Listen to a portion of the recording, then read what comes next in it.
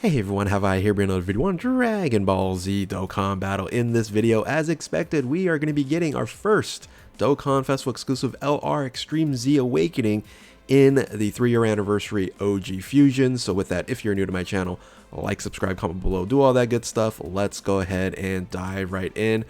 So yes, this is something that we are all hoping for, and we ended up getting, and shoutouts to DBS Hype for providing the V-Jump leaks, but the V-Jump leaks of course showing the 7-year anniversary Dokkan Festival exclusive units, the just recently dropped top legendary summoning LR Kaio-Ken Goku and Grade 8 Vegeta, and now see in the bottom right corner over there, it's discussing the Extreme Z Awakenings for these LRs, and that's the LR OG Fusions and LR Int Super Vegito, and then LR Physical Super Gogeta. So yes, these units, you know, they have this interesting dynamic that, you know, you get to heal yourself, so you get to use these still semi kind of relevant. They're not overly, you know, strong anymore, but this EZA should help them be very, very relevant now. And man, Join Forces is just getting stronger and stronger and stronger, and of course Pure Saiyans as well.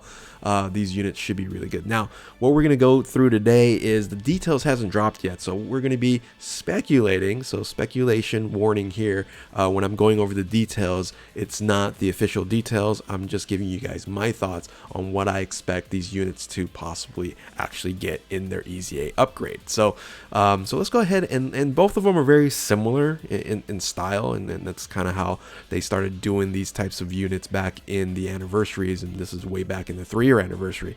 So they're both going to be similar, but you know, slightly different in a few of the you know, of the skill sets. So first and foremost, let's look at the Potara leader in Vegito. So the leader skill here, I'm expecting them to really just boost them up. So you can see the not bold text is the original, what's currently right now on the unit, and what the bold is my, you know, speculation, my expectations of what they're actually going to have, what they're actually going to do. So what I'm expecting is for them to boost up Potara from HP attack 170% and defense 130, and a secondary leader skill of int type key +3 HP and attack and defense 90%, to Potara category key +4 HP and attack and defense 170% across the board, and then int type key +4 HP and attack and defense 120%. So we know that the 90% non-Dokkan Festival exclusive OG 90 LRs, they went from 90% to 120, so I expect that to happen on this unit here. And these units that are 170%, so we've seen this in Dokkan Festival exclusive units like the EZA Future Gohan, the physical one, they just went ahead and just did 170% across the board for 170% leads that have kind of, you know, one of the stats at 130 or 150. So I expect this to happen. Now, do I want them to add a third bonus like they did on the Dokkan Festival exclusive 7-year anniversary units? Yes, absolutely. I don't expect them to do that. And if I were to choose one that's in their category, I can see them maybe possibly doing like final trump card 20%, not 30%, but maybe 20% as a boost there. I don't think they'll do Kamehameha again because they just recently did that, or they can do like Majin Buu Saga 20%. Really any of those categories down below. So I would love for them to do that. I just don't expect them to do that. So I think a key +4 at 170% is really, really strong in of itself. So if they did that, I think I'd be fairly happy with that leader skill. And then you can actually run a Potara team again. The re-emergence of a Potara team is going to be very, very interesting, even though you're probably just run Fused Fighters in the 7-year anniversary units anyway. So the super attack here, the Kamehameha and Big Bang attack, causes colossal damage to enemies. That's all it did. So wasn't very special at that point in time. I figured let's go ahead and make him stack at 12 at the 12 key super attack, raises attack and defense, which is a 20% increase and stackable every time they do a super attack, and it's going to work well with the passive skill that I added on here as well for that 12 key super attack. Now the ultra super attack here, the final strategy, is raises attack for 1 turn and causes mega colossal to damage to enemy, which was the initial. 18 super attack, and the upgraded one, I just added the greatly raises attack and defense instead of just attack and causes colossal damage to the enemy. I think that is and should be very beneficial when it comes to greatly raises attack. Even though it's just for one turn, you can then still get a stack at a 12 key if you can get off an additional attack. So the passive skill here, the strongest duo, attack and defense 120% at the start of the turn, and then key +2 and additional rainbow key sphere obtained. It really, again, these were basic passives, and I'm gonna keep it fairly basic. I added a dynamic in on this. I figured we'd just go ahead and boost this unit up from 120 to 150, which is a sizable boost, and then key +2 attack and defense 7% in additional to per key rainbow key sphere obtained. So generally speaking, you can get like 2, possibly 3. It's hard to get like 4 or 5 rainbow key spheres, especially if you don't have like an orb changer or things of that nature. So having this additional attack and defense 7% is, you know, beneficial, and I think that's something I think can still be viable, right? Even if you get like, you know, a little bit. I think a 150 boost is going to be considerably strong, along with the ultra super attack 18 key on there as well. What I did add on this was that medium chance of launching additional super attack that's going to help stack this unit if you can get that off, right? So medium chance, only 30%, but having that benefit there, I think really will help this unit out overall, and make them, like, again, when we have to make sure that these are viable units, right? So the Potara Fusion, this was the biggest issue with these units here, right? Was you actually did the fusion after the 6th turn. I think the easiest way for them to solve this is if you were to just remove the turn dynamic. Okay, you know, you perform Potara Fusion at 50% or below, and that's it. And I think that is definitely reasonable. If they just took out that turn dynamic there, this would make this unit really strong, because he is going to heal, and we'll talk about the transformation in just 1 second here.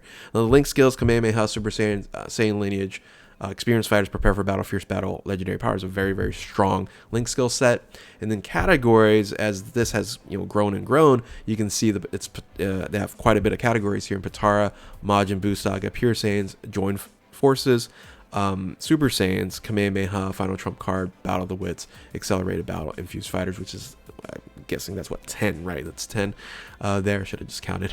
So 10 categories overall, really great. And then the stats in of itself. Now, remember this: when they awaken or EZA LRs, they don't increase the stats, which I really wish they did in some level. Maybe increase it by like 1,000 or something of that nature. I think not having any stat increase really limits them, but maybe they do something, because these are Dokkan Festival exclusives. They add like 1,000 on top, or do a little bit of a boost on the stats, which I don't expect them to have for that to happen, but it would be nice to know if you have Dokkan Festival exclusive LRs in the future, they're going to get a stat increase along with their general EZA. So anyway, I think this would be a very viable unit, and then when you transform, get a bit stronger. So this is the transformation here. Of course, the leader skill stays the same. I just kept the super attack the same, as raises attack and defense as continuing stack, if that's what you want to do. And then the ultra super attack, basically I'm just adding, oh, you know what, I messed up on the ultra super attack, the previous one. It removes the raises attack for 1 turn and just does a mega colossal damage to enemy, and then raises allies by 30% for 1 turn. I just added that into the greatly raises attack for 1 turn, causes mega colossal damage to enemy, and then added that 30% for 1 turn. So I think that's, once again, a fair ultra super attack there, getting an additional attack, and then also your allies as well. So the passive skill here, the Potara Miracle, again, remember, when you're under 50%, then you go ahead and fully recovers, just basically having that heal there. Very useful for no item runs in Super Battle Road, things of that nature.